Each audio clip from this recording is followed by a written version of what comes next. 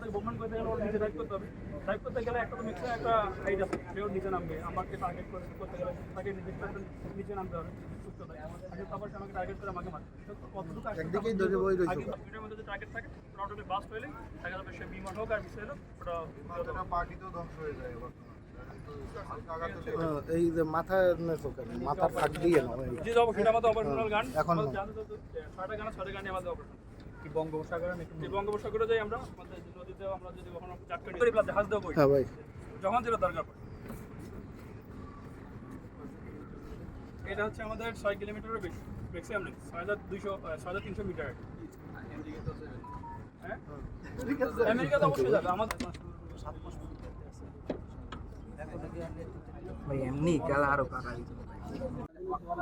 বাংলাদেশ নৌবাহিনীর যুদ্ধজাহাজ 26শে মার্চ স্বাধীনতা উপলক্ষে সবার জন্য, জনসাধারণের জন্য উন্মুক্ত রাখা হয়েছে। এই জাহাজটার দ্বারা সাধারণ জনগণ বুঝতে পারলো তাদের যে সক্ষমতা, তাদের পানির নিচে যে ডুবে যাওয়া জিনিসগুলো কিভাবে উদ্ধার করবে, কোথাও আগুন লাগলে কিভাবে আগুন নিভাবে, সেগুলো তারা এখানে পরিদর্শন করতেছে। হ্যাঁ, আমাদের মানে এই যুদ্ধ জাহাজ তো হচ্ছে বছরে একবারই দেখতে পারি। তো হচ্ছে আমরা এটা সবসময় টিভিতে বা হচ্ছে ফেসবুকের মাধ্যমে দেখি। আর মানে এইবার আমি প্রথম আসছি দেখতে, তো আমার কাছে ভালোই লাগছে।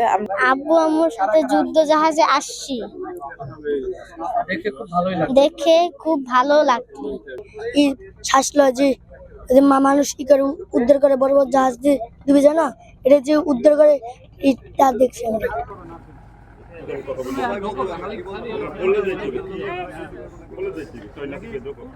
এই